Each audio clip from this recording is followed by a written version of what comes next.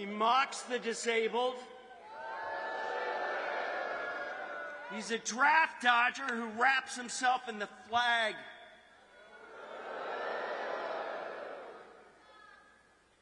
And desecrates the service of our veterans who gave their lives for our country, calling them suckers and losers.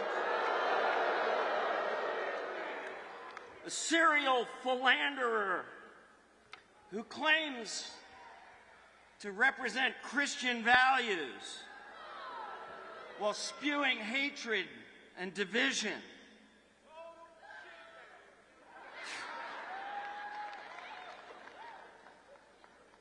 And spends a life violating all 10 commandments like he's playing some sort of twisted bingo game with the devil. A malignant narcissist with a pathological need to tell people how good-looking he is.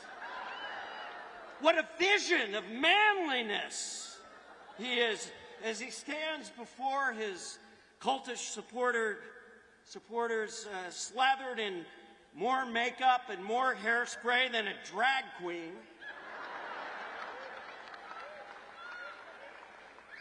Dancing incoherently to YMCA. And finding a way to weave his love for dictators into a bizarre admiration for Arnold Palmer's junk.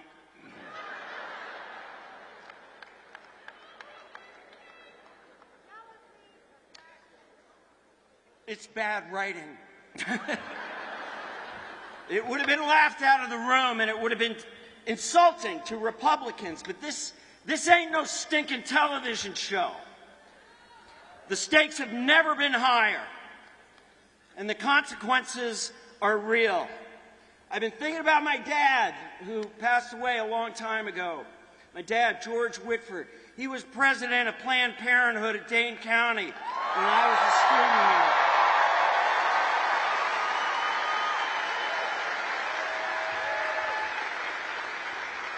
here. He worked at CUNA Mutual out on Mineral Point Road.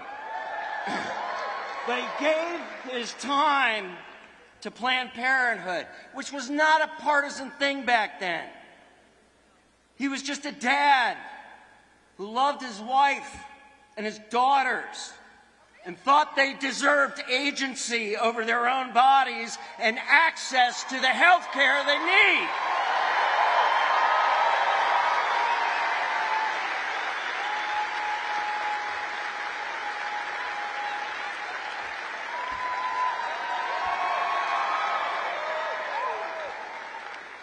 You know, radical lefty ideas like that.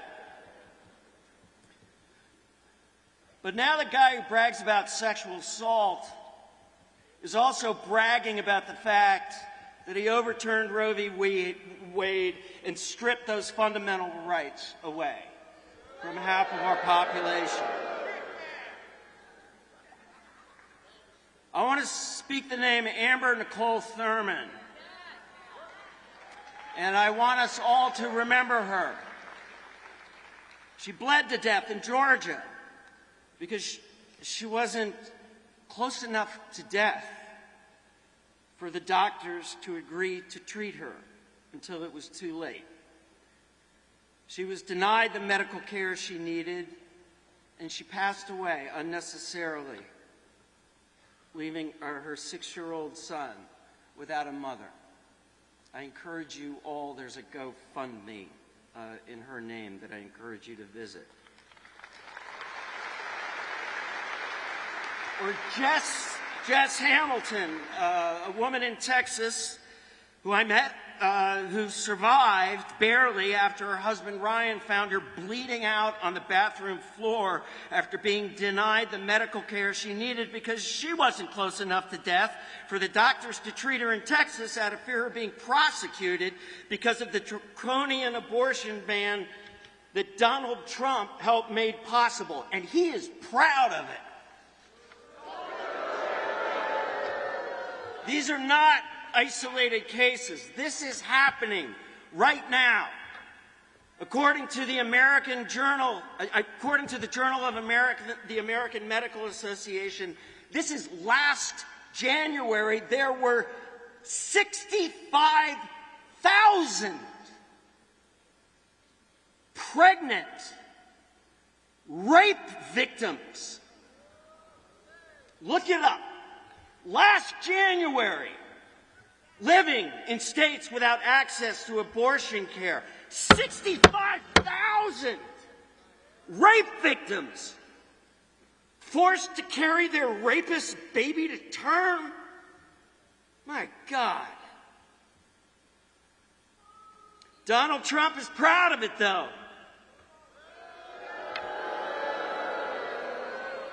He was laughing. He was laughing about Amber Thurman on Fox the other day. So yeah, you may know me from the West Wing, but apparently I'm working on a documentary right now called The Handmaid's Tale.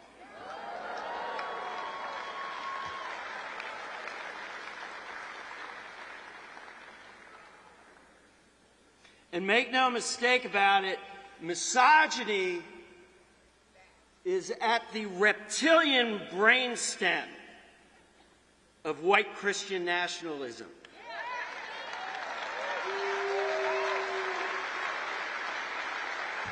And that is what we are up against. It's not pro-life. When you don't give a shit about the #1 cause of death for children in this country, which is guns.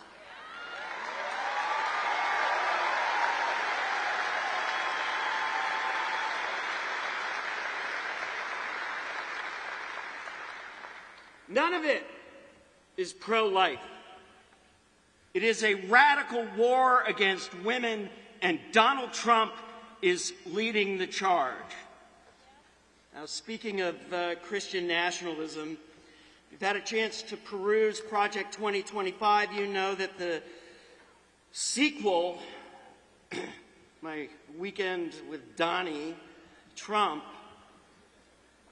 that he is planning is going to be even worse. In Weekend at Donnie's 2, he wants to get rid of the Affordable Care Act, which would rip away health coverage from tens of thousands of people and kick people under 26 off their parents' plan. It's not pro-life. He wants to cut taxes for the richest of the rich and slap a Trump sales tax on everyone else that will cost you $4,000 a year if you're an average family. By the way, my dad, he had his favorite riddle was, who's happier, the guy with 11 kids or the guy with $11 million? And the answer is the guy with 11 kids. But the reason is, he is the only one who doesn't want more.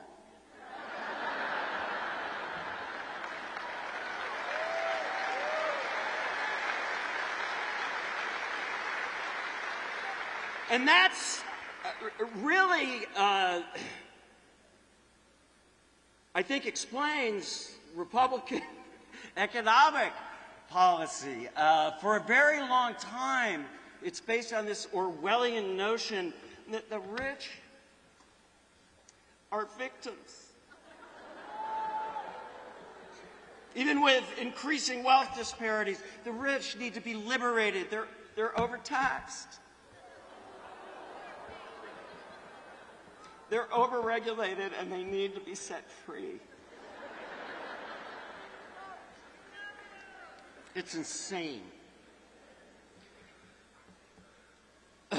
What else? Oh, yeah, in 2025. Mass deportations, he's promised, political prosecutions, unchecked power in the hands of a rapidly deteriorating 78-year-old felon whose closing message, if you've been watching this week, appears to be, I am out of my frickin' gourd. I mean, it's mind-boggling. What's next? Is he going to yank his pinky off and light it like a cigarette?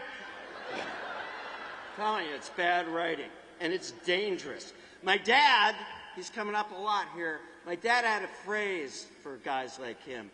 Donald Trump has a bright future behind him.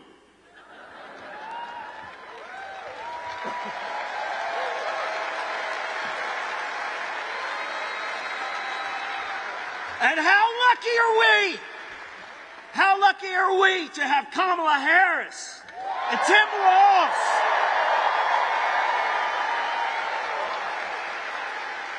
The perfect candidates at this moment to turn the page on this civic virus and send Donald Trump and his radical allies into the dustbin of history where they belong.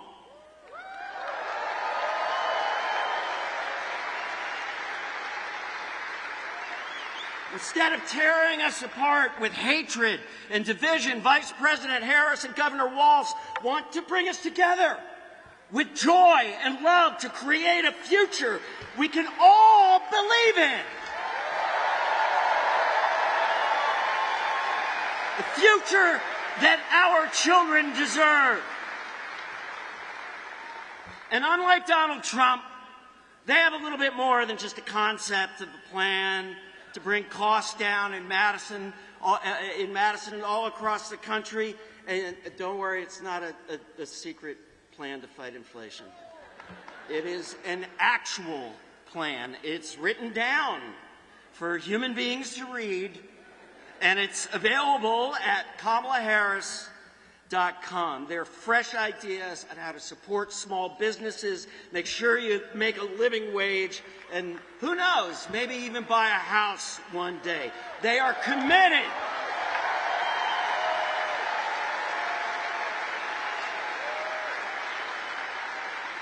They are committed to protecting our planet, to easing the burden of student loans, and of course, at this incredible moment, to defending our most fundamental freedoms. Now look, I've been coming back here every cycle for the last quarter century. I get it. I know.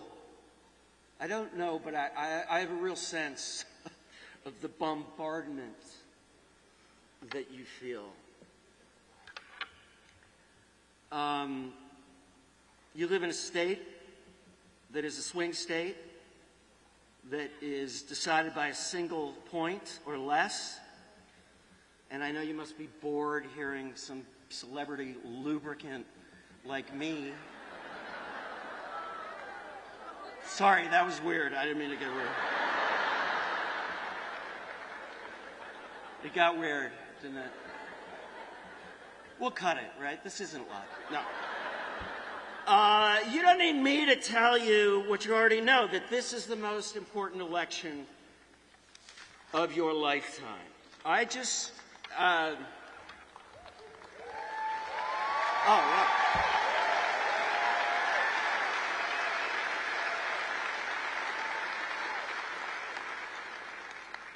I just want you to know that exhaustion and despair is what they want you to feel. It's what that bully, fraud, Eric Hovde, that's what he wants you to feel.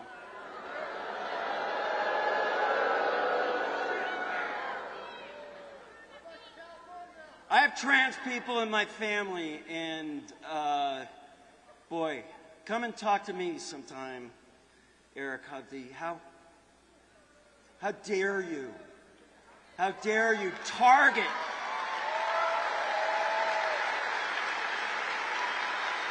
a vulnerable community like that? No trans person's pursuit of life, liberty, and the pursuit of happiness has ever prevented any other American from pursuing their own version of that.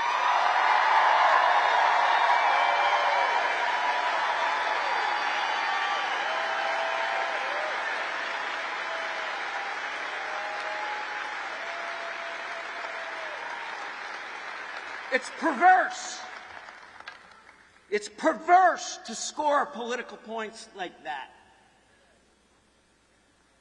It's perverse for Donald Trump to use a natural disaster where people are dying as an opportunity to spread disinformation and score political points.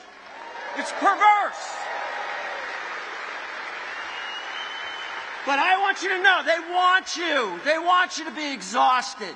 They want you to feel despair. It's part of the strategy.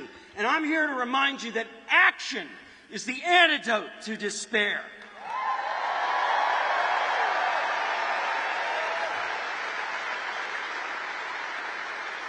I want to remind you of the unique, incredible power that you have at this moment in history, in this state, in this county. 3 votes, what is it, in every ward, can swing this state. If you can change your uncle's mind,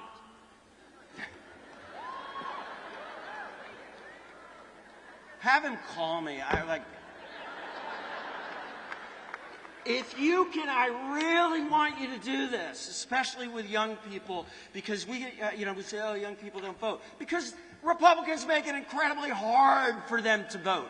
Make sure 5 people who you may assume are with you, make sure they make a plan and make sure they vote.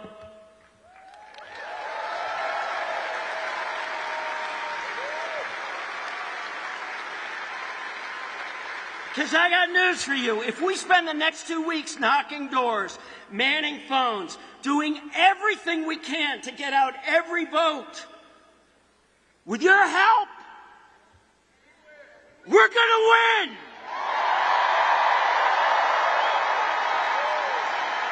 We're not moving back. We're not going back. We're moving forward. We're going to win. With your help, we're going to hold this country up. We're going to hold it up to its spectacular, unfulfilled aspirations. And Wisconsin, God, I love you. You're going to lead the way. Because you're going to send Tammy Baldwin so we can keep the Senate.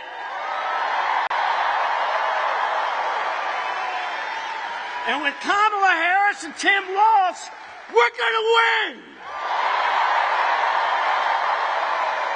With joy, we're going to win. With love, we're going to win. Thank you, Madison.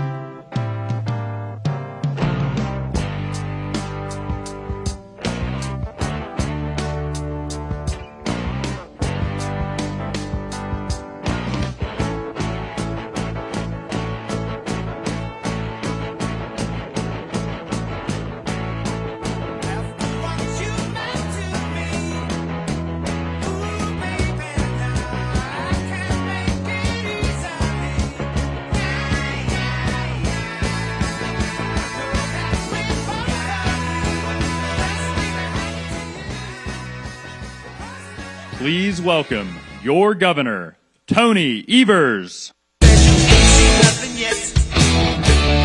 Baby, you just ain't into nothing yet. Here's something that you're never gonna forget. Baby, you just ain't into nothing yet. Nothing yet, you ain't been around.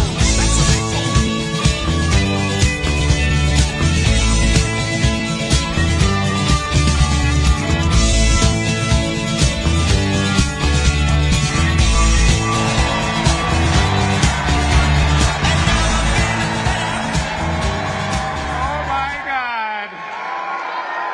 Hello, Madison, and hello, Wisconsin. How the heck are you? Good? I'll tell you what.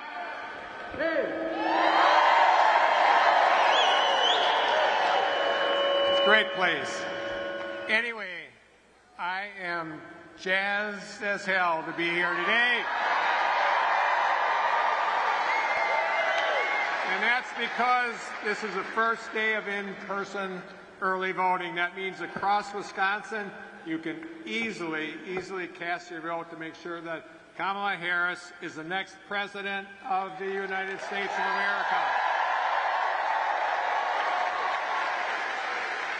And we have, what a way to kick off this in-person voting by welcoming back to Madison, back to Wisconsin, President Barack Obama.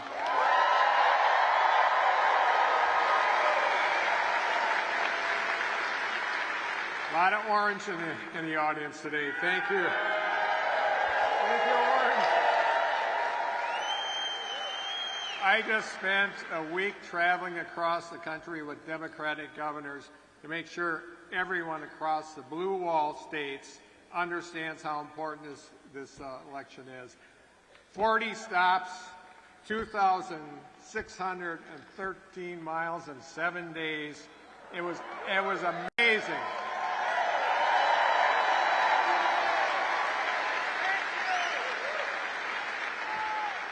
I'm still standing.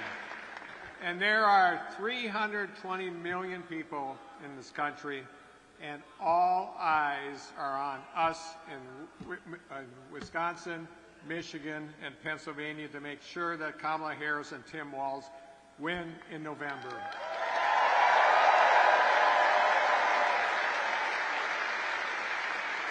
Now, Kamala Harris has been an incredible vice president, and she's ready to lead this country forward. She has spent the last 4 years defending our democracy, fighting to protect our freedoms we hold dear, and working tirelessly to do the right thing and deliver for us. She's been a champion for lowering costs, including capping insulin at $35 a month. She's helped deliver investments that are transforming our communities, rebuilding our infrastructure, helping me and everybody else fixing the damn roads, and supporting working families. We're fixing so many roads that you're getting to like those orange barrels. And I think about time we had a vice president who's been a teacher and a Midwestern governor. Tim Walz is going to be an incredible vice president. So, Wisconsin, I'm just going to ask you this. Are you all in? Are you all in? Do you have a plan to vote? That's great because a lot of people are counting on us to do the right thing. We know that Donald Trump and J.D. Vance are dangerous threats to our country and our democracy. They are not running to help others. They're running to serve themselves and those on the top. The Radical Project 2025 agenda won't help working families. It'll hurt them. We know Trump and Vance will try to pass a national abortion ban, roll back access to birth control, emergency contraception, and even fertility treatments. We know that they're going to repeal the Affordable Care Act and deny coverage to folks like me and so many others here in the audience and people you care about who have a pre-existing condition. You know, and what Trump said about that, he's got the concept of a plan. Now you take that concept for a plan and go pay a bill. It ain't gonna work. Yes. Yeah. And they're going to give more tax breaks for the ultra-rich and the big corporations instead of helping working families get ahead. And we know that a second Trump term would mean unchecked power with no guardrails to hold them back. That's just bullshit.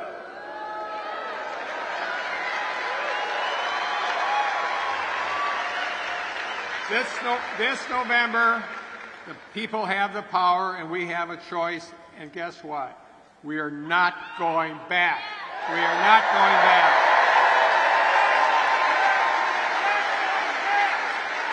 Going back. We're not going back. We're not going back. We're not going back. We're not going back. And here in Wisconsin, we're going to tell Donald Trump, J.D. Vance, and Republicans up and down the ballot here in Wisconsin exactly that come November 5th. So let's get to work and let's win this damn thing. Let's go. Thank you. Thank you. Thank you. Thank you. Thank you. Thank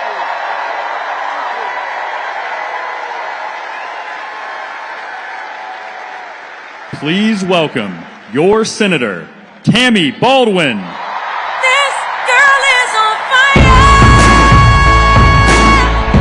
This girl is on fire. She's walking on fire. This girl is on fire.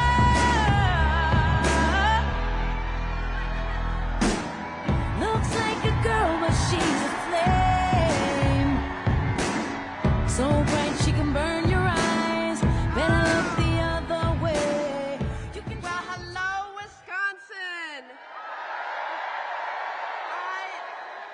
I am so proud to be here today, and it's such an honor to welcome our vice presidential nominee, Governor Tim Walz, back to our state.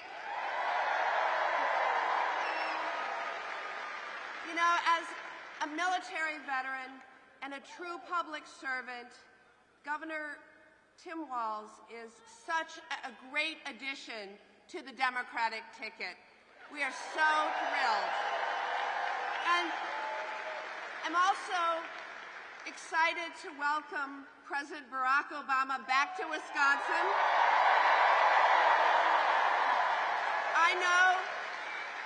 I know I'm as excited as all of you are to see him back on the campaign trail. So it's clear that Governor Walz and President Obama know that the pathway to the presidency and control of the United States Senate runs directly through the Midwest, which means it runs directly through Wisconsin, because we are the battleground state. And, you know, Wisconsin is likely to decide who our next president is and what party controls the United States Senate. And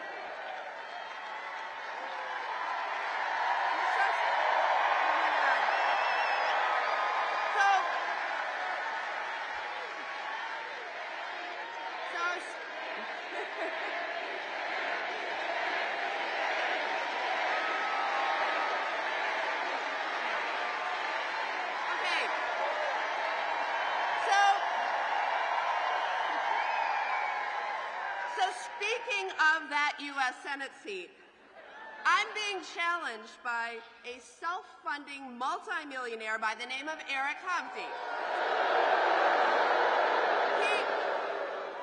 Let me tell you a little about Eric Hovde. He owns a $3 billion California bank, a $7 million ocean view home in Laguna Beach, California, and You know what? He's been named one of the most influential residents of Orange County 3 years in a row. Now, Wisconsin, we have a green county, we have a brown county, we do not have an Orange County, Wisconsin. And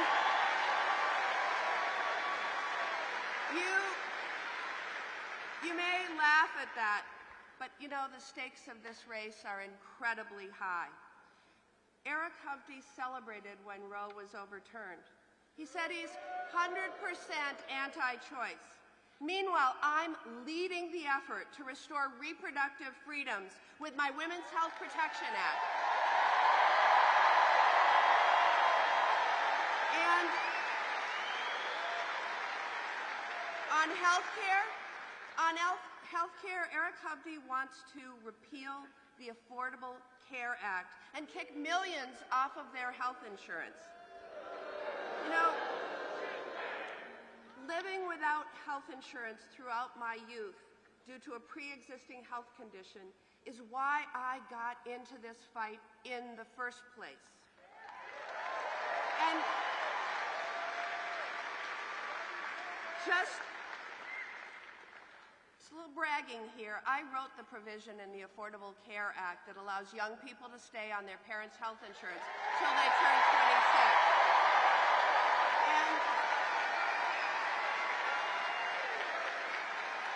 And I will never stop fighting until all Americans have the quality, affordable health care that they need and deserve. So, on the economy, Eric is running on something we're calling the Hovde Plan. His plan cuts Social Security by 28%, costing average retirees about $6,000 per year. The Hovde Plan cuts Medicare, cuts nursing home care, and cuts veterans' benefits. Why? Why? All to give a $4 trillion new tax cut to big corporations and multimillionaires like himself. So, as your senator, I will always fight to bring down costs for working families and make sure that multimillionaires, like my opponent, pay their fair share.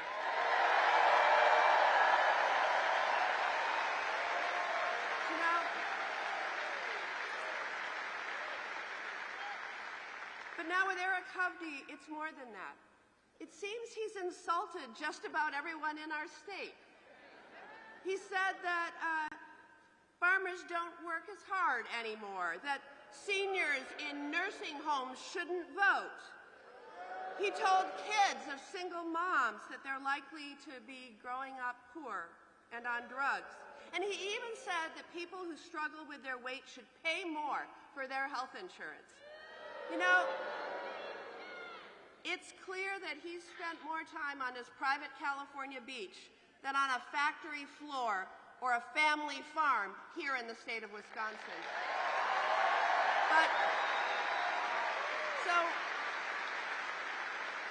we need to defeat him. We need to defeat him not only to protect our rights and freedoms, not only to continue to deliver for working families across this state, but because Wisconsinites deserve a senator who understands them, not one who insults them. Right? Yeah. So, Wisconsin, in just 14 days, you will have that choice. And some of you who vote early have that choice starting today. Right. You will decide between Kamala Harris and Donald Trump, and you will decide between me and my opponent. And the stakes of that choice could not be higher. So if you're with me in this fight, I ask you to all join my campaign at TammyBaldwin.com or by texting Tammy to 24007. It's amazing to see all of you here this afternoon. It's just amazing. And to be in my hometown of Madison, Wisconsin with all these great special guests.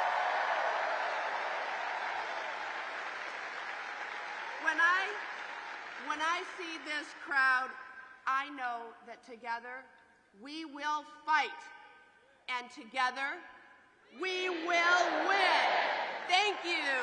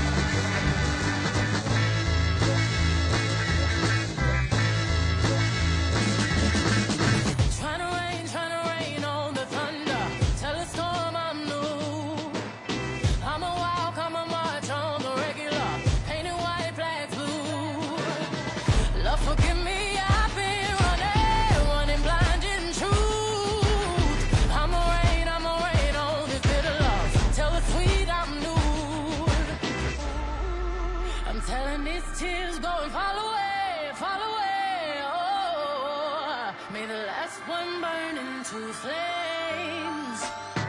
Freedom, freedom, I can't move. Freedom, cut me loose, yeah. Freedom, freedom, where are you? 'Cause I need freedom too. I break chains all by myself, won't let my freedom rot in hell. Hey, I'ma keep on running 'cause the winner don't quit on themselves.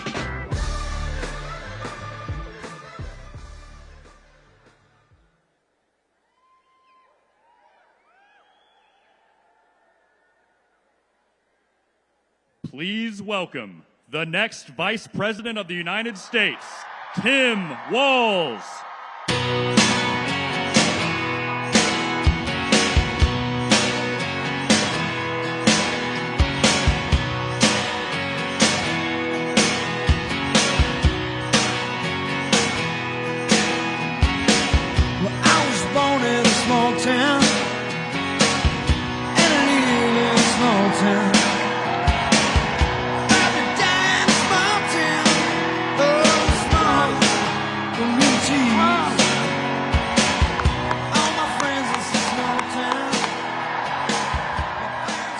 Hello, Madison.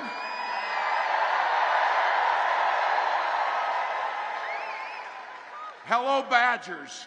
There we go. Well, how great is it? Bradley Whitford's here. Give him a big hand. Incredible. And look, we're going to need a partnership, and we're going to need a Democratic House. Send Mark Pocan back with a gavel. And please, Wisconsin, on behalf of all Americans, send Tammy Baldwin back to the Senate, please.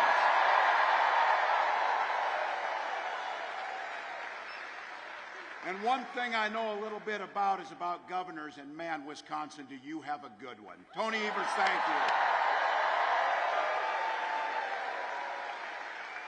And I don't know if you heard, there's a guy from Chicago coming out after me, Barack Obama. So. But to each of you, huge thank you. Took time out of your busy lives. You came here because you believe in the promise of America and you believe in the democracy. Thank you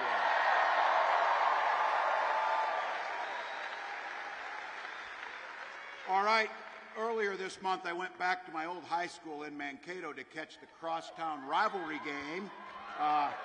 Give a little pep talk again. So football is always near and dear to me, close to my heart.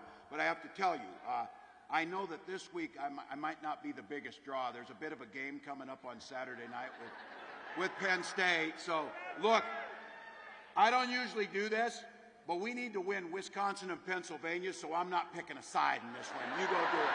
Go do it. I will say this, and I know you know this.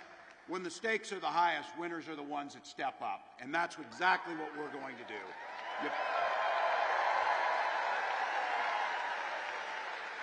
You play all the way through to that final whistle, and that's the exact energy that Kamala Harris and I are bringing to these final 14 days.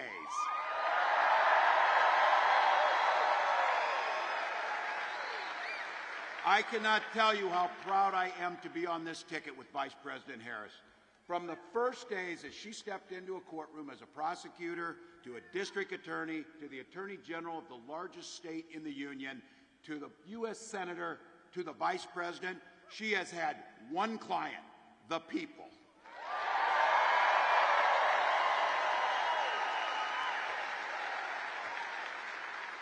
She stood up for women and children against predators and abusers. She stood up for seniors and workers against fraudsters and big corporate interests. She stood up for families and communities against transnational gangs and traffickers. And when people came to her, she never asked them if they were Democrats or Republicans. She simply asked them, how can I help?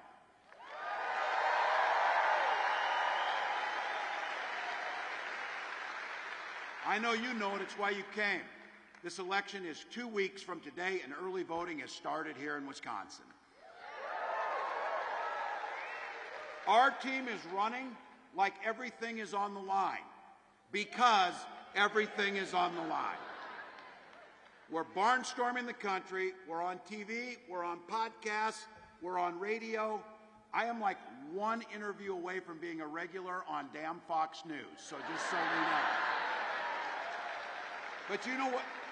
You know what you noticed? It takes stamina to run for president. It takes stamina to be president. And Donald Trump does not have stamina. He has been rambling more than the normal rambling. He calls it the weave.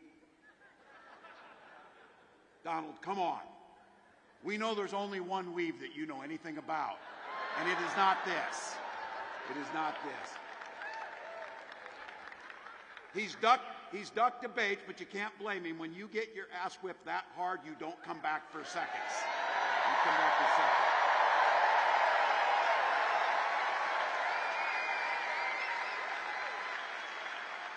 He dropped out of 3 interviews, and his staff, in a moment of clarity and truth, said he was exhausted.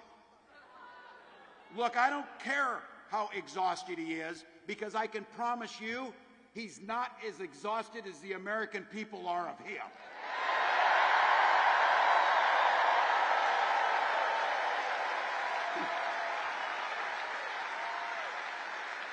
So, over the weekend, he made a little appearance over the weekend. You might have seen this. He went to a McDonald's and dressed up as the drive-thru worker.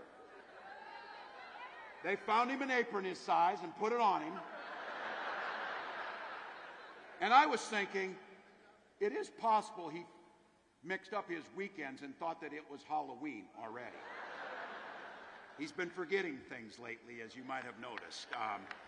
But look, there's something not just nuts, but cruel about a billionaire using people's livelihood as a political prop.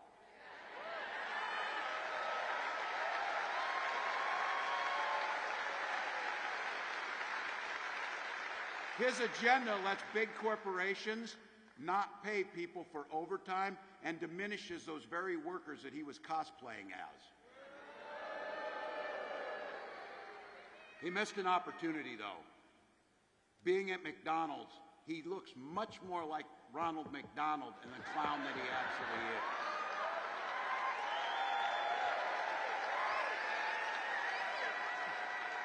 Tell me you don't see this one coming from a mile away. And Ronald wears less makeup. You saw it coming. You saw it coming. That restaurant wasn't even open. It was a stunt. Fake orders for fake customers. They even staged the drive-thru. We know that. They won't let you walk through the damn drive-thru. We knew that. They saw that happening. But look, everything about this guy is fake. Everything he does is fake.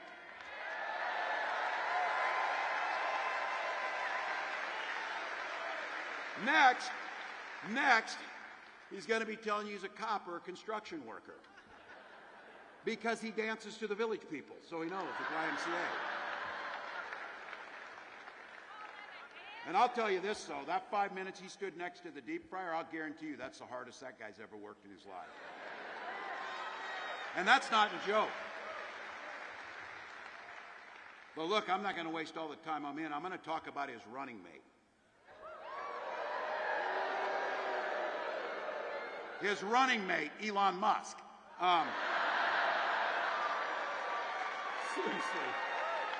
Seriously.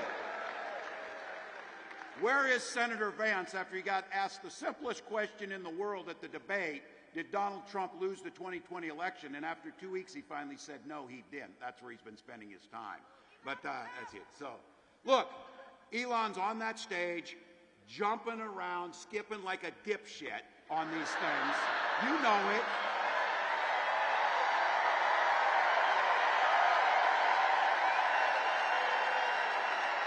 Think about it.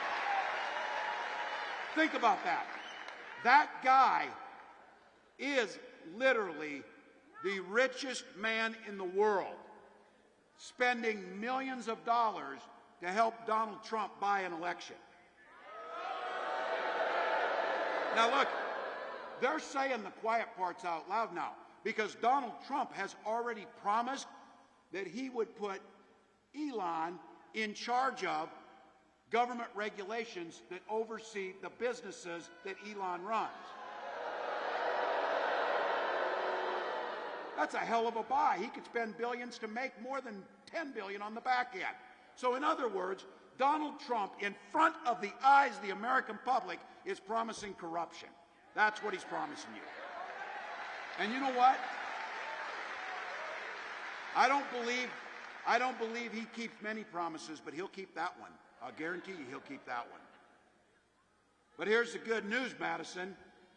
Donald Trump is never going to be president. Elon Musk is never going to run anything in government.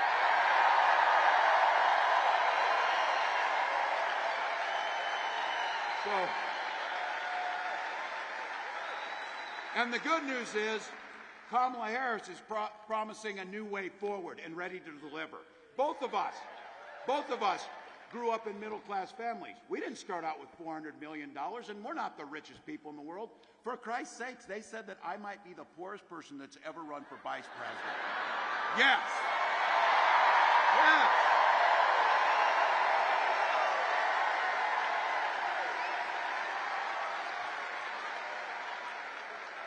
Kamala actually worked at McDonald's and did that job. And we know that the economy works best when everybody has an opportunity to get ahead and thrive. And here's the beauty of it. She's laid out a plan. 100 million middle-class Americans receiving a tax cut, and up to $6,000 for new parents to get their kids off to a good start.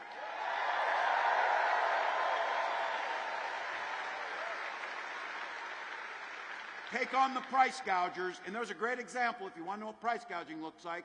Hurricanes coming to Florida. They're telling people to get out to protect their lives. Guess what happened to airline prices during that week? They shut up. That's not capitalism, that's price gouging, and it needs to be against the law.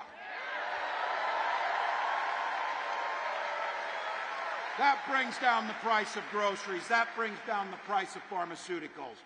And then she announced something last week for all of you with a little less hair, a little gray, or your parents are getting that way, those of you in the middle. This thing is absolutely transformational.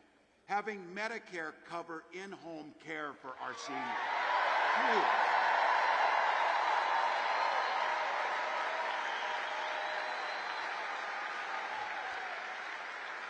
For all you young people, I guarantee you when you get to be 60, you start paying a lot of damn attention to Medicare and Social Security. So, look, first time ever, our seniors can qualify through Medicare to get their vision and their hearing aids so they can live quality life.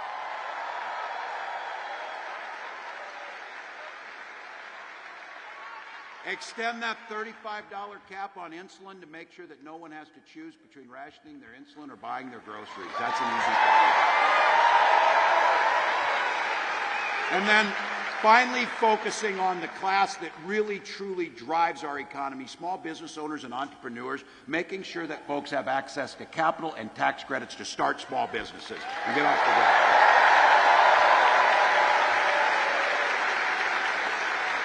And again, for all the young people, the one thing, the biggest purchase you'll make, the thing where you can get some generational wealth, making sure that we give down payment assistance so that you can buy into homes and get started.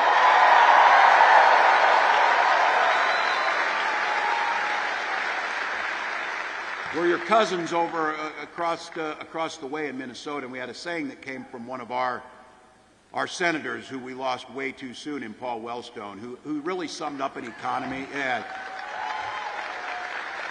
We've got them. You've got them. You had Russ Feingold. We know people who knew how to get things done. These are folks who focused on the middle class. And Paul just summed up how an economy should work, and Kamala believes it in her heart. We all do better when we all do better. That's the economy.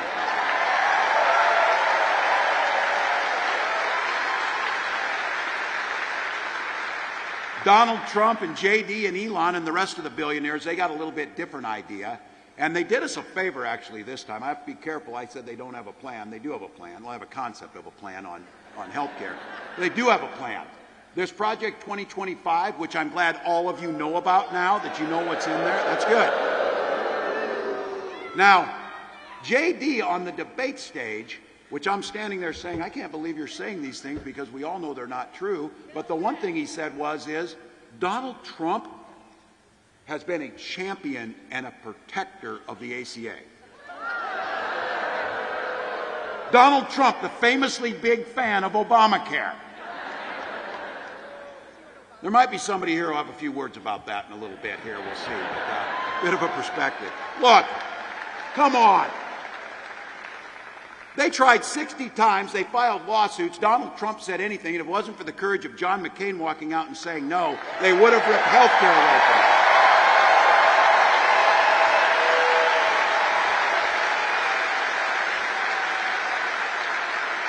Might be one of the reasons where John McCain's son Jim is with us on this battle. They're with us. You know they'll come after Social Security and Medicare, and I say this again. From their perspective, I guess for Donald Trump, it probably is simple. He doesn't give a damn if his Social Security check shows up. He has been qualified for Social Security for many years, by the way, too, in his age. He's a nearly 80-year-old man, so he has known that Social Security's there. But you know what? He doesn't care because he sits down at Mar-a-Lago. You know who does care? All of our parents, like my mom. She needs her check to pay her heating bill and make sure she can eat. We need to protect Social Security.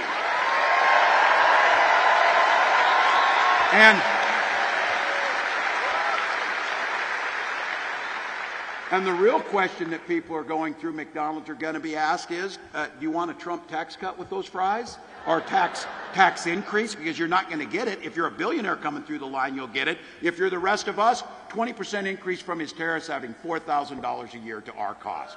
That's what you're going to get. But he called it. Look, they're working on this. He calls it, now get this word, positive taxation. I heard some of you say it. You call it bullshit. That's right. That's right. Because that positive increase is $4,000 on your family. That's not us saying it. That's every economist. Oh, don't listen to the economists. Don't listen to the doctors. Don't listen to the experts in foreign policy. Listen to Donald Trump, who's failed at everything he's ever done in his life. That's what Now look, my guess is in here are some old school Republicans or independents in this group today, and we know they're across the country. They remember the old Republican Party added to this country, and when they talked about freedom, they actually meant it. That's not who Donald Trump is. Donald Trump means government's freedom to invade your bedroom, invade your exam room, invade your library, hell, invade anywhere. He's talking about using the army against folks, so we know where that's going. We don't overthink this. Things work best in neighborhoods, they work best in communities, they work best in states, they work best in countries. If you just follow that golden rule of minding your own damn business, and things work fine. Things work fine. Kamala Harris talks about this. If your neighbors are out there and they want to know why to vote for Kamala Harris, because she trusts you to make decisions about your body, your family, and your future, not politics.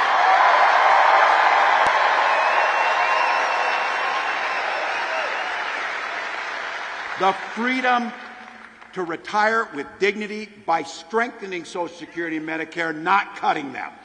Because to be very clear, it's where they're at. And I say this as a dad, as a former teacher, and as a governor. I say this on the things that we know. The freedom to dress our little ones up in their best clothes, send them to school, to learn and be around their friends, and to not be shot dead in those halls of their school.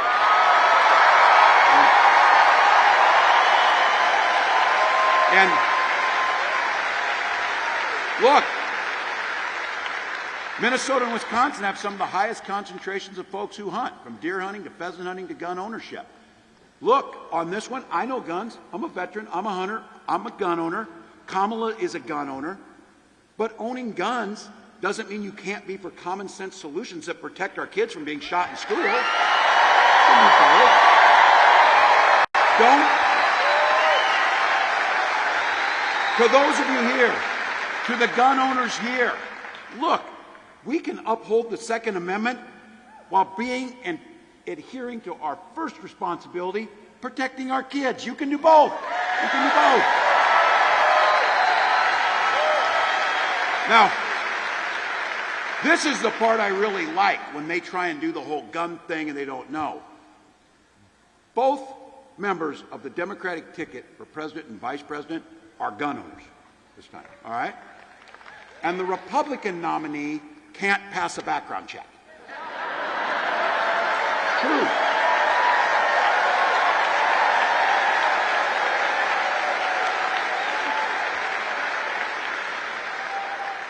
You go into Cabela's and fill out the form and it comes back with 34 felonies, they tell you to get the hell out. For God's sake. We got a big group in here, and I'm going to split you about 50-50 on this one. I'm going to talk to the guys in this room to have you think about all of the women in your life who you love, daughters, wives, moms, cousins, your neighbors, whatever. This election is literally about their lives, and protecting their lives are at stake in this election.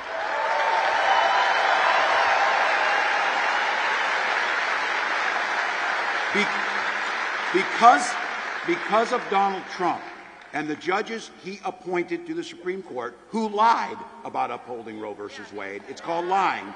They lied in front of the Senate that they would uphold it. He brags about overturning Roe versus Wade. He is glad that my daughter Hope, all of those women in your life that are loved, now have fewer rights than their mothers did. And Kamala Harris asked those judges, by the way, if they could name one law over men's bodies that the government takes over. Zero. Zero. So,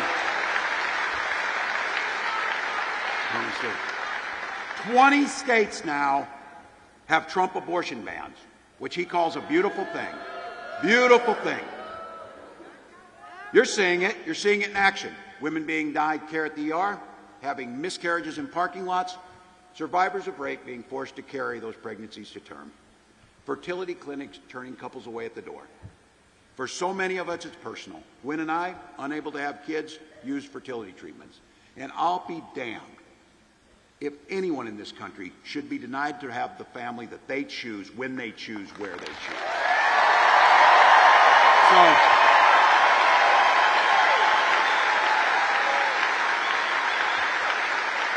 So guys, this election is about so many things, but it's about that simple fundamental principle of autonomy over the bodies, and all the women who are out there who are doing this work, we owe it to them to make sure when we elect Kamala Harris, she will sign back into law Roe versus Wade and the protections that they need.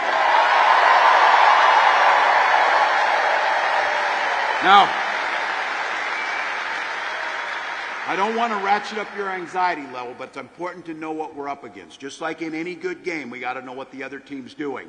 So there's another reason that the stakes are so high in this election, something that I don't think many of us have seen. You hear some version of this from the people in your life, neighbors, relatives, brothers in some cases, who said, look, we made it through the first Trump term. We'll get through a second. This Donald Trump of 2016 is far more dangerous. He is not the 2016 Donald Trump. This is a brand new version. Now look, he is, as Kamala says, he is a very unserious person, but the consequences of putting him back in office are deadly serious. He's talking about sending the military against people who don't support him. He's naming names. Look, I recognize I'm going to be at the top of that list. You think he's stopping with me? He's talking about you. He's talking about using the United States military to go after people who disagree with his idiotic ideas, his unpatriotic ideas, his traitorous ideas, and he's talking about using the military. He talks about the enemy from within. He was given a chance, because it happens, sometimes you misspeak, yes you do. He was given a chance to clean that up. He never takes it back. And this week, J.D. Vance said something I think was really true about Donald on this issue. He said, Donald just speaks from the heart. A cold, grinchy, 3 sizes too small heart.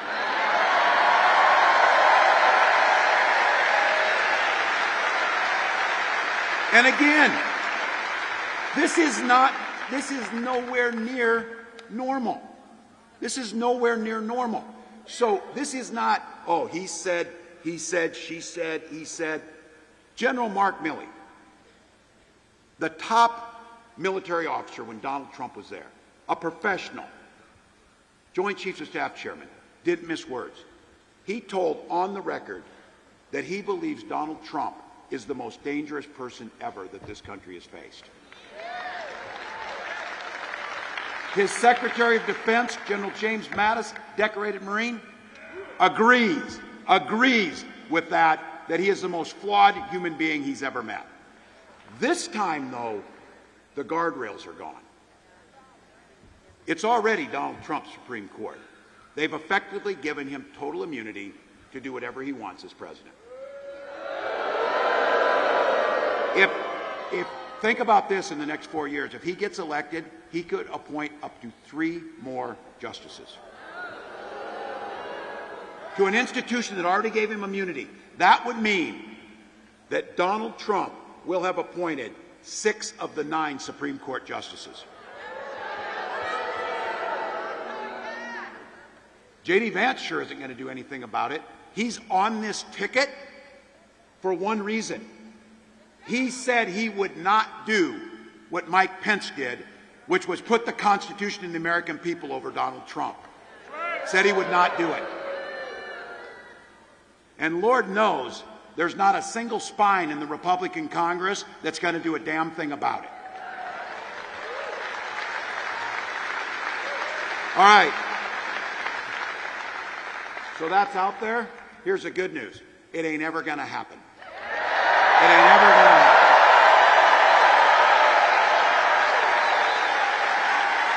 happen. And there is one path to making sure we stop this guy. We have to do the work, have the courage, and beat him at the ballot box in 14 days.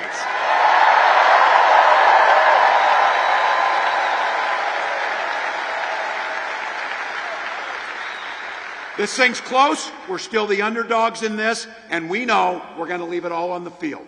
Wisconsin, you got same-day voter registration, and it's open today to get there and vote.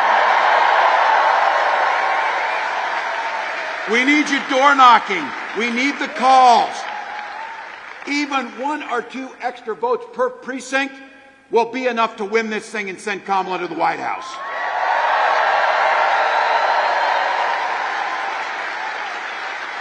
If you got an extra buck, it's KamalaHarris.com, and all of this energy, and all of these rallies, and all of the door knocks, and all of the phone calls, and all of the money have to translate into something so wonderful and so simple. That little I voted sticker on more Wisconsin folks than ever before. So, Madison, help me welcome a guy who knows a little bit about hope. A little bit about hope.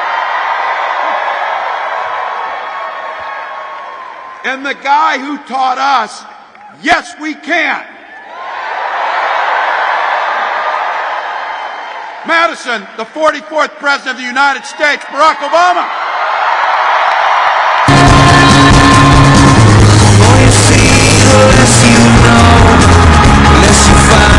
As you go, I knew much more then than I do now.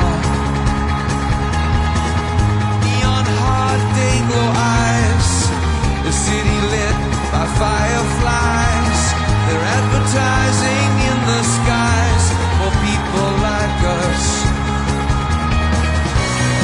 And I miss you.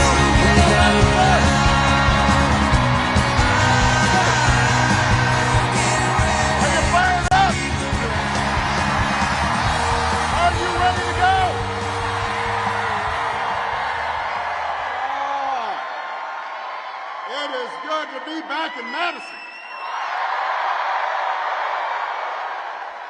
It is good to be here. First of all, I want to apologize. I was a little late. I love you back, and I want to make sure that the reason we were a little delayed, I was in my hometown, Chicago. I got some Chicagoans left, and so we board the plane, ready to take off, and then the pilot comes in and says, sir, there's a pile of oil leaking out of the back of the plane. Now, I do not know anything about planes except for the fact that it should not leak oil. So we had a nice road trip instead. And I am glad I made it.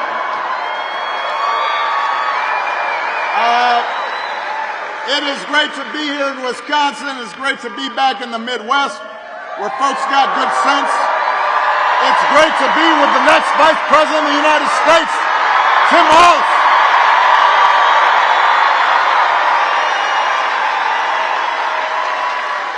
I love this guy.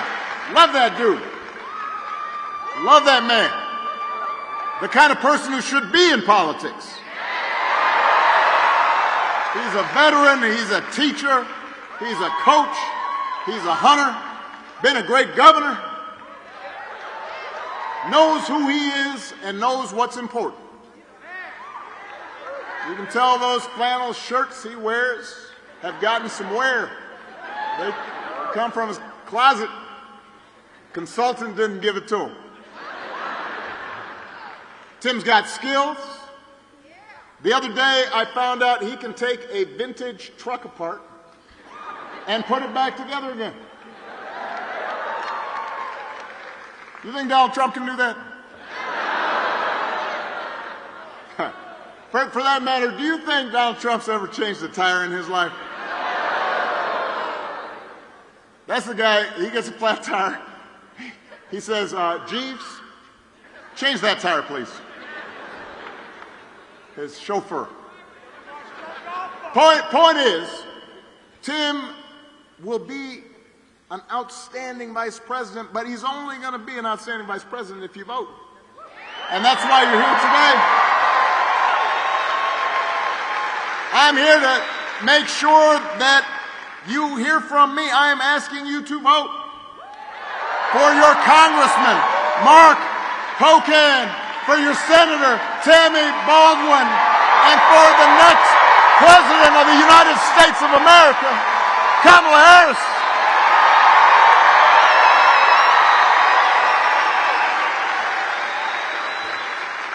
And I know you've heard it about, 15 times so far today, but it's worth repeating. Here in Wisconsin, early voting starts today.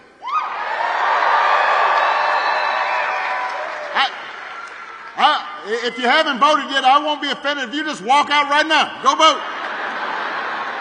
Go do it. Return the absentee ballot. It's fine.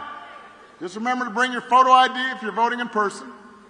If you need to register to vote, you can do it at your local clerk's office from now until November 1st, or when you vote on Election Day, Tuesday, November 5th.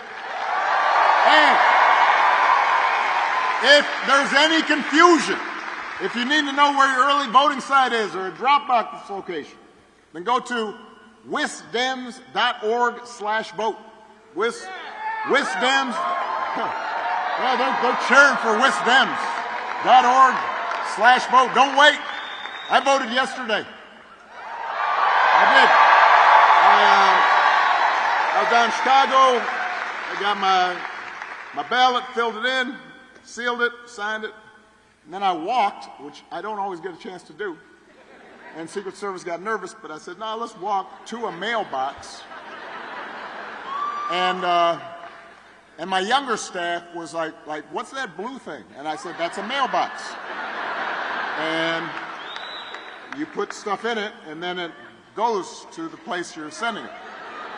They weren't familiar with mailboxes. Once you voted, then you have to help your friends and family make a plan to vote too.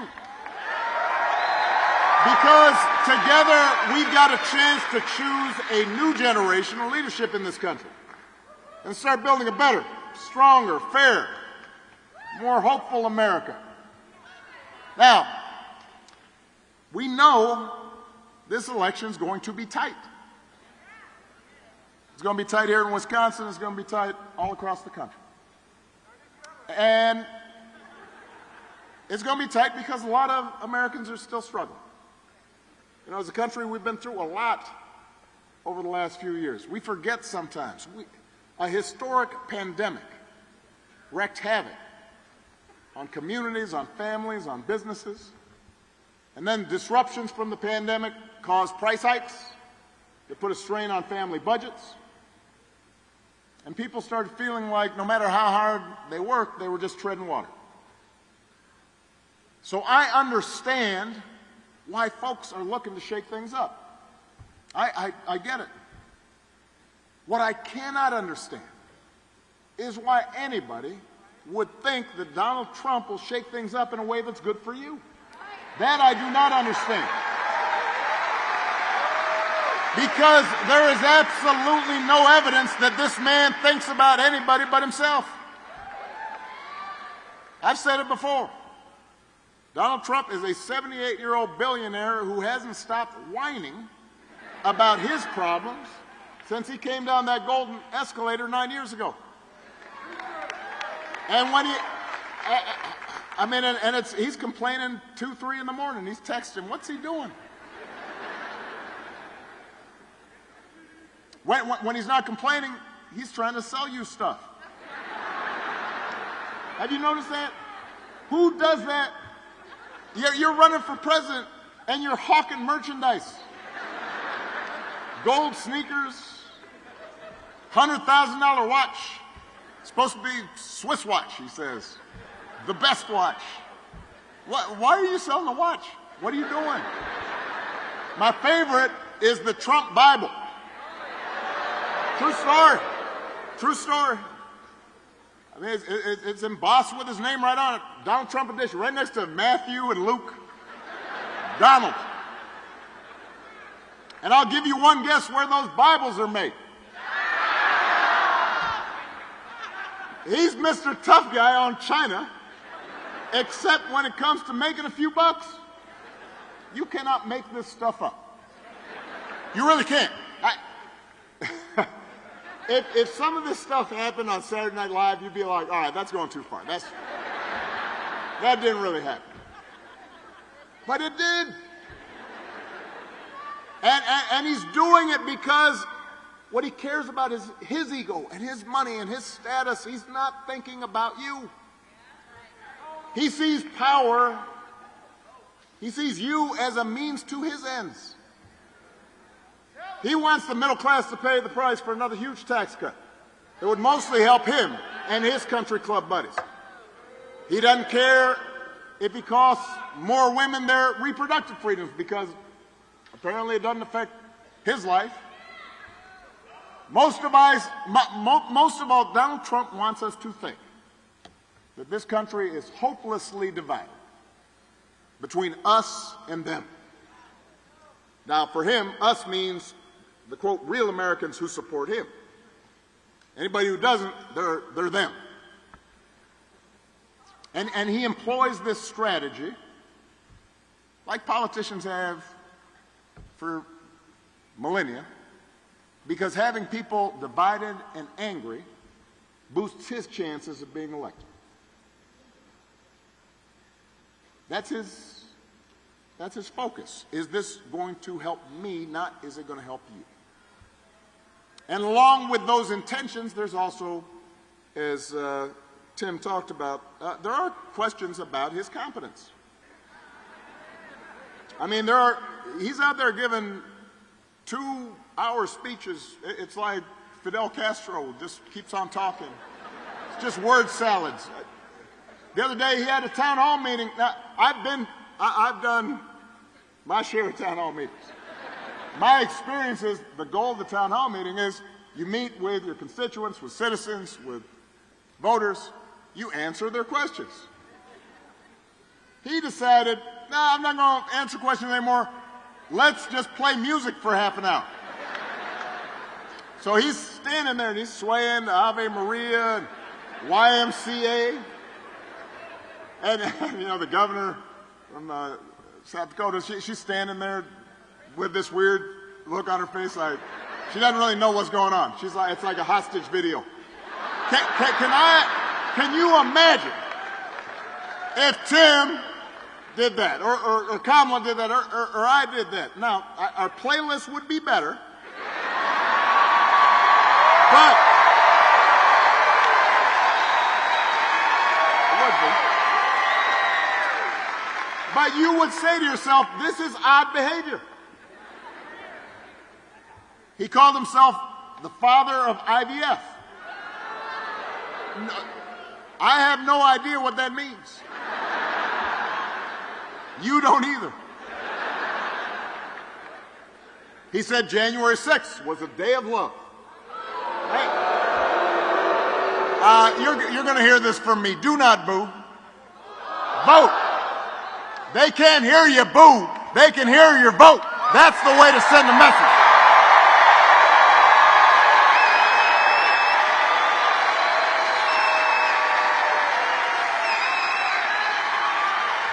So, look, my point is, you'd be worried if Grandpa was acting like this.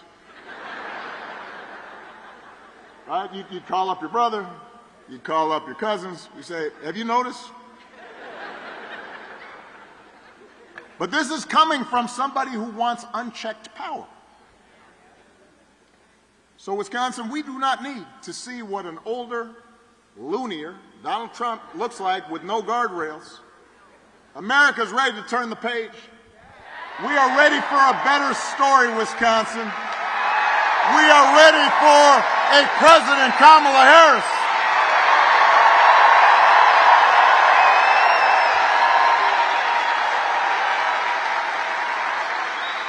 And the good news is Kamala Harris is ready for the job.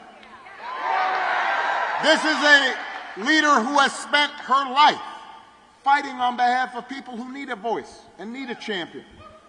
Somebody who was raised in a middle-class family, who actually worked at McDonald's when she was in college to pay her expenses. Didn't just pretend like he worked at McDonald's when it was closed.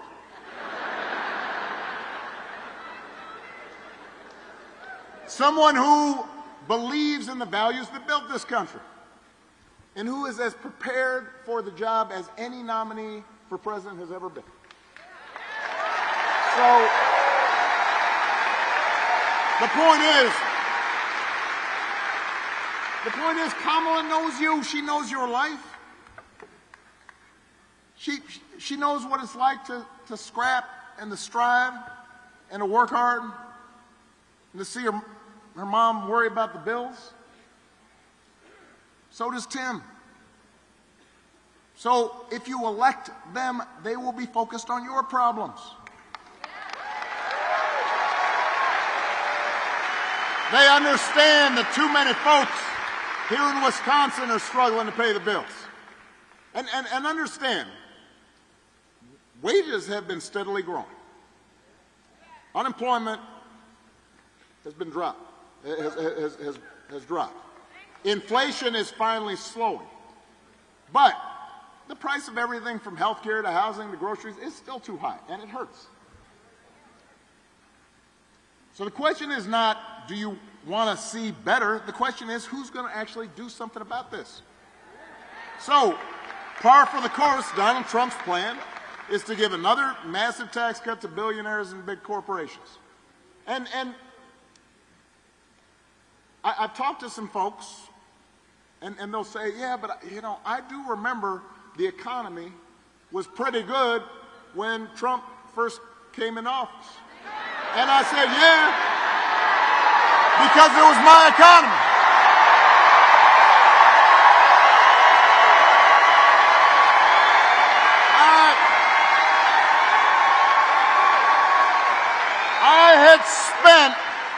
I had spent 8 years cleaning up the mess that the Republicans left me. I had spent 8 years getting the auto industry back on track, reopening factories. So when I handed over 75 straight months of job growth to Donald Trump, all he did was give a tax cut to people who didn't need it, drove up the deficits in the process. So don't have nostalgia for what his economy was, because that was mine. And now he wants to do it again.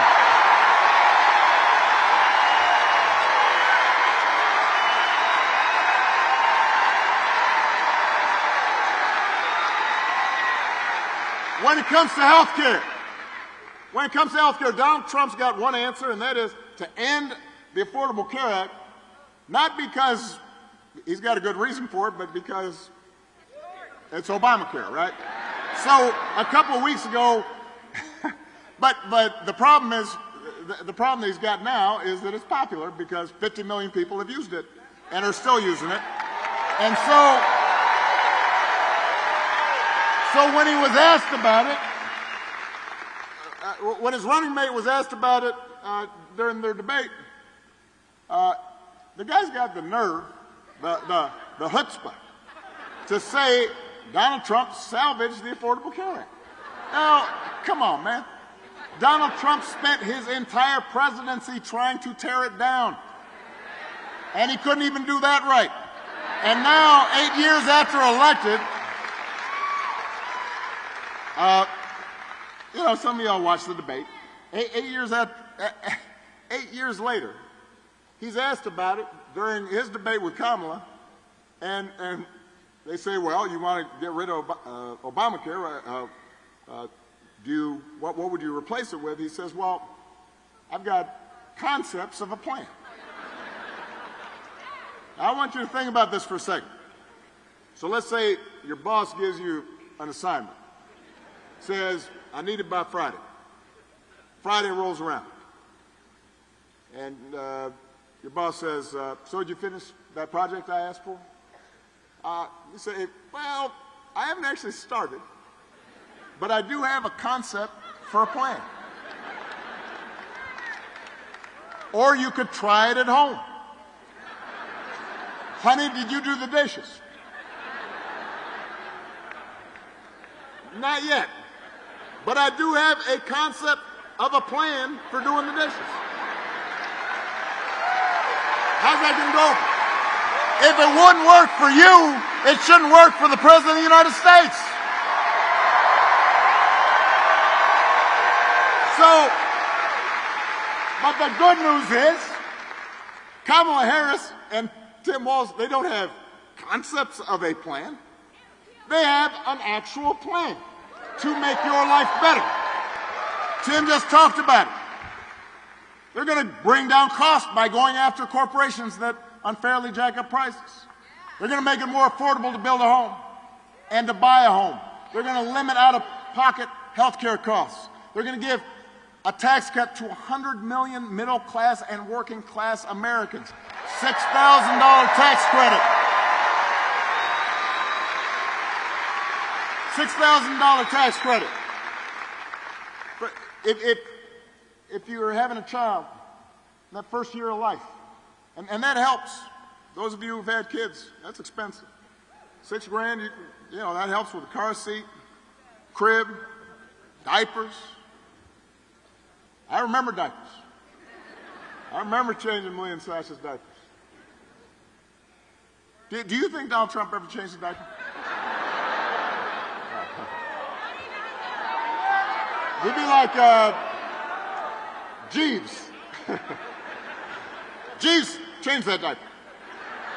He'd have somebody else do it. But, so that's who Kamala Harris and Tim Walz are. They've got actual plans. That's what they stand for, not concepts of a plan. Now, if you challenge Trump or Vance on these concepts, they'll fall back on one answer. Blame the immigrants.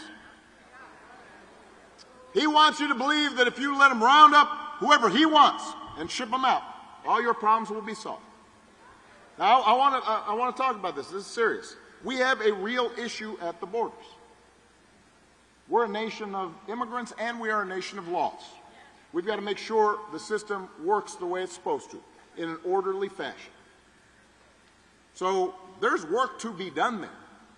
But when I keep on hearing from these guys, I scratch my head. Because they like to talk about Kamala being vice president for 4 years. Well, wasn't he president for 4 years? I know it's shocking. I know there's some PTSD going on and people are blocking it out. He was. So if this concept of a plan of rounding up and deporting millions of desperate people, many of them women and children, was the answer to everything, well, why is it that the number of undocumented immigrants was basically the same when he left office as when he took office? And I'll tell you why. Because he did not have a real plan. He had a concept of a plan, and it was a mean and ugly concept. You know what would actually help bring order to the border and fix our immigration system? The bipartisan deal that Kamala Harris supported, even though it was written by one of the most conservative Republicans in Congress. And I want you to know, hear me out now. Hear me out, because there are a lot of people here in Wisconsin and around the country who are actually concerned about this. I cannot emphasize this enough. Democrats and Republicans, conservative Republicans, came together with a concrete plan that would have put more enforcement at the border, more judges to process issues, all this stuff. Donald Trump lobbied actively and told Republicans to vote against it because he figured it was better to have an issue that he could run on for his presidential campaign. He was not interested in actually trying to solve problems. Do not boo. Do not boo. Vote. We do not need a president who will make problems worse just to make his politics better. We need a president who actually cares about solving problems and making your life better. And that's what Kamala Harris will do. That's what Tim Walz will do.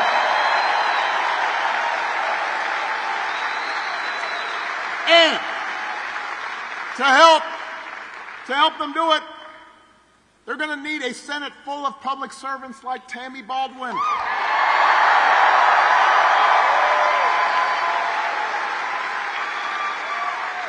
Tammy has spent her career fighting for things like good jobs and affordable health care and medication and personal freedom, and she knows how to make a difference. You know, we were just talking about the Affordable Care Act. Well, as some of you know, and some of you have used, one of the provisions in the Affordable Care Act says that young people, when they're just getting started, can stay on their parents' health care plan until they're 26. Now, Tammy Baldwin wrote that part of the bill because she knew how important it was to Wisconsin families. That's the kind of person we need in Washington.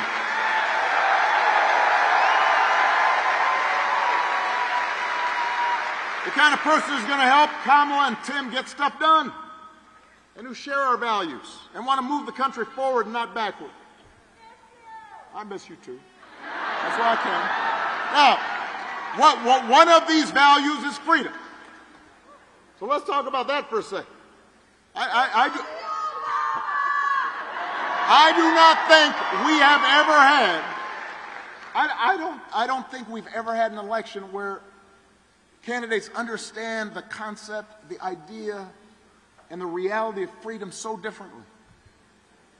Because for Donald Trump and his cronies, freedom basically means getting away with stuff. It means, well, you know, if I want to bust a union, I can get away with that. And no, do not move. Vote. But his attitude is, well, that's freedom. I want to pollute this close by river because it'll save me some bucks. I won't have to. I can go ahead and do that. So to them, freedom is letting powerful people do whatever the heck they want with no consequences. It's like he said in the middle of the pandemic, when people were dying, hospitals were overrun, Donald Trump actually uttered the words, "I do not take any responsibility at all." I am not sure any American president has ever said those words before. But that's his idea of freedom. I do what I want, and I'm not held accountable, and I'm not responsible for anything. We have a broader idea of freedom. We believe that true freedom gives each of us the right to make decisions about our own life.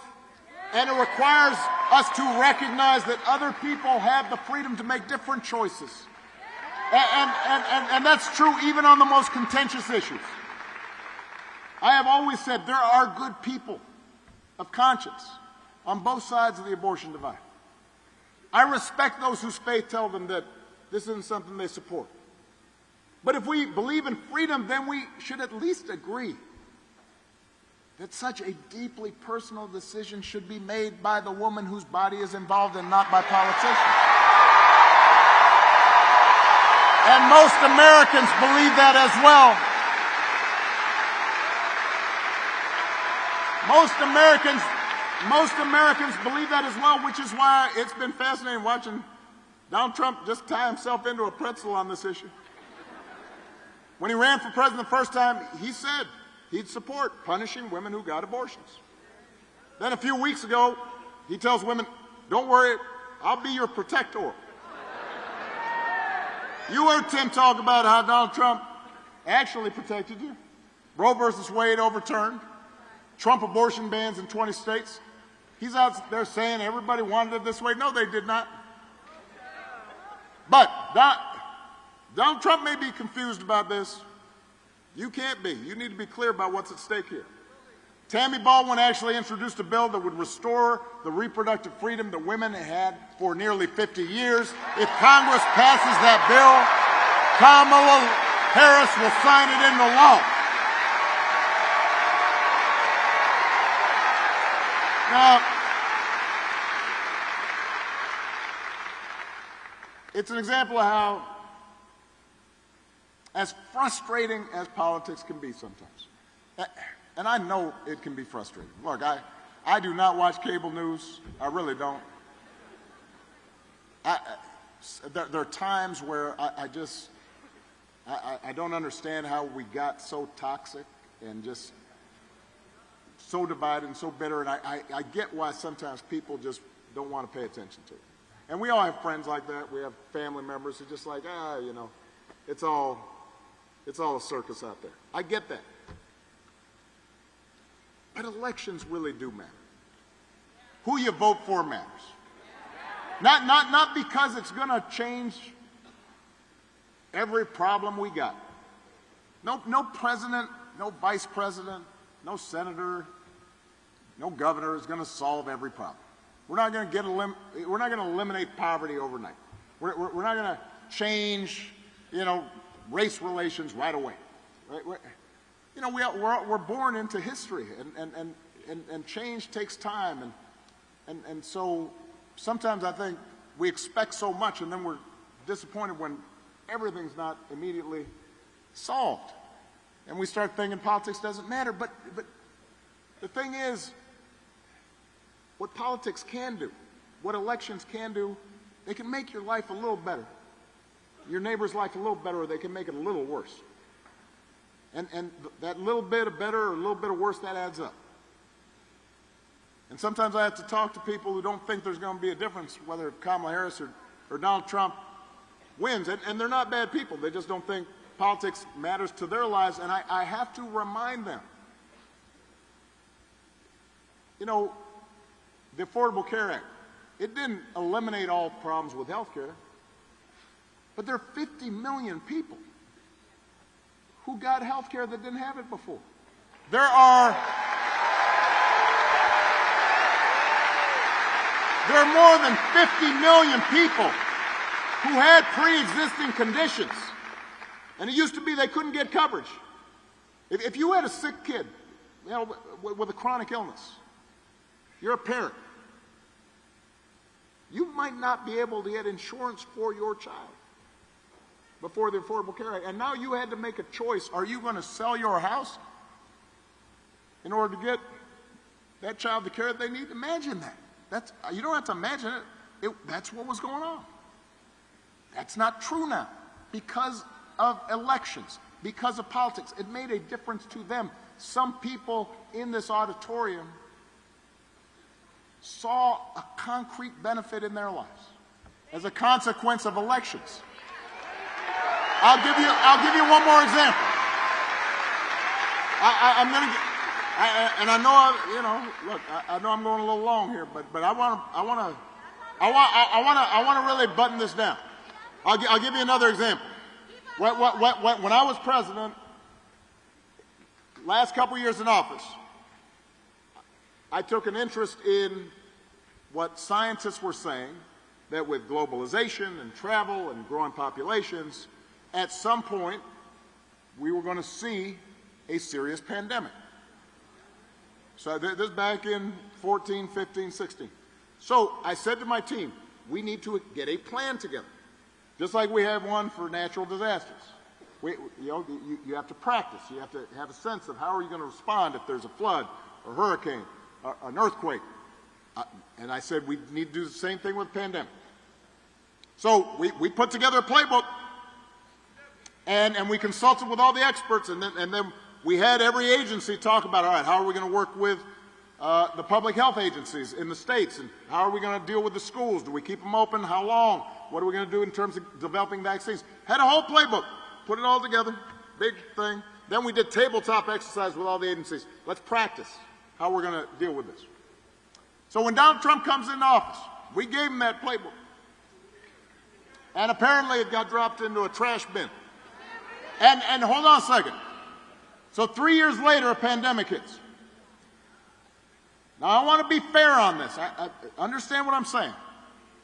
No matter who was president, if I had been president, Hillary Clinton been president, Joe Biden, Kamala Harris, it doesn't matter. This was going to be a problem. People were going to get sick. People were going to die. Businesses were going to shut down for a while. Travel was going to be restricted. It was something we hadn't seen since 1918, right? So it was going to be a challenge. But if you look at a country like Canada, their per capita death rate was 60% lower than the United States. Now, I want you to do the math. Let's say we lost more than 1 million people from COVID in the United States. 60% difference. That's 600,000 people. People's grandparents, people's parents, cousins, brothers, friends, co-workers. Most of you know somebody whose lives was touched. 60% might be alive if we had a capable, competent government that was paying attention. So if somebody tells you it does not make a difference whether you elect someone who's competent, somebody who cares about you, somebody who listens to experts and listens to ordinary people and knows what their lives are like and what they're going through, it makes a difference. It's going to make a difference to them. And it's going to make a difference to you. And if that's not enough, you got to remind them this election is about more than just policies. It's about values, and it's about character. Some of you know that when I was growing up, I didn't have a father in the house. Parents divorced when I was 2. Didn't really know my father. But I did have people around me. I had a stepfather for a while. I had grandparents, teachers, coaches, most of all my mom, who tried to teach me the difference between right and wrong, who showed me what it meant to be honest and to work hard and to be responsible and to treat people the way I wanted to be treated. And I'll be honest with you, sometimes, like most young people, like teenagers, I didn't always live up to those values. I made mistakes. I tried to learn from them. But I internalized those values, right? And I tried to live up to them. And most of you grew up the same way. And one of the disturbing things about this election, about Trump's rise in politics, is how we seem to have set aside the values that we were taught. Down in Chicago, I saw an old friend of mine, Jeff Tweedy. He's a, some of you guys know Wilco. His dad worked in rail cars, I think it is. Union guy. And I think his name was, I think he said his name was Robert E. Lee Tweedy. And so Jeff was describing how he had to persuade his dad to vote for me that first time. But over time, I guess he became a supporter. But his dad said something interesting when he told me when Trump came into office. He said, I never thought I'd see my fellow workers suck up to the boss's son like that, which was interesting.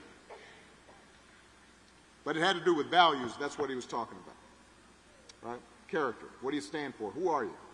What do you believe in? So a few weeks ago, we had one of the deadliest hurricanes in American history. And Biden and Harris, they're down there in North Carolina. They're meeting with local officials. They're comforting families.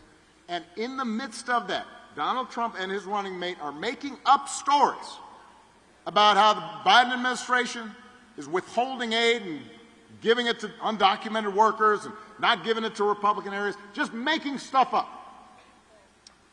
And even the MAGA Republicans down in those areas on the ground said it was a bald-faced lie. It is shameful. When did something like that become okay? No matter where you stand on the issues, how could you go along with something like that? These are people at their most vulnerable.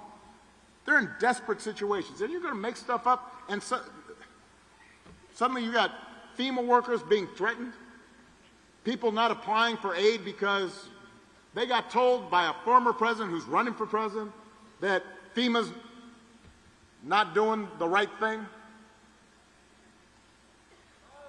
If your coworkers acted like that, they wouldn't be your coworkers for very long. If you had a family member who acted like that, you might still love them, but you wouldn't put them in charge of nothing. And yet, hold up. And yet, when Donald Trump lies or cheats or bullies somebody or shows utter disregard for our Constitution, when he calls service members who died in battle losers, when he calls our fellow citizens vermin, people make excuses for it. He's making a joke. He doesn't mean it. It's okay. The attitude is it's okay as long as their side wins. And I've noticed this especially with some men who think Trump's behavior is somehow a sign of strength. You never apologize for anything. You're not accountable for anything. I'm here to tell you that's not what real strength is. Never has been. Real strength's about working hard. Real strength's about taking responsibility for your actions. Real strength's about telling the truth even when it's inconvenient. Real strength is about helping people who need it and standing up for those who can't stand up for themselves. That's what we should want for our daughters and our sons. That's what I want in the President of the United States.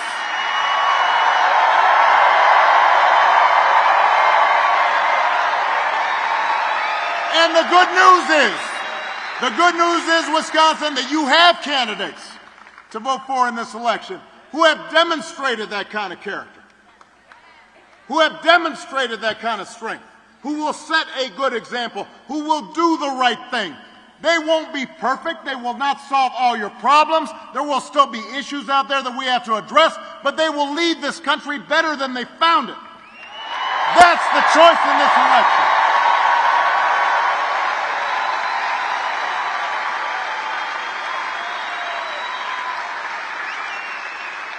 It is not just policies that are on the ballot. It is who we are and what we stand for. So whether this election is making you feel excited or scared or hopeful or frustrated or anything in between, do not sit back and hope for the best. Do not think this is a distraction or a joke. Get off your couch and do what? Put down your phones and do what? Vote for Kamala Harris as the next President of the United States. Vote for Tim Walz as the next Vice President of the United States. Vote for Tammy Baldwin and this whole incredible Wisconsin Democratic ticket. Get your family and friends and neighbors and co-workers to do the same. If enough voices are heard, we'll leave no doubt about the outcome of this election. We will leave no doubt about who we are. We'll send a message about what America stands for. And together we will keep building a country that is more fair and more just and more equal and more free. That is our job. That's our responsibility. Let's go do it. Come on. Grab your ticket and your suitcase. Thunder's rolling down this track. Well, you don't know where you're going now, but you know you won't be back. Well, darling, if you're weary, lay your head upon my chest. We'll take what we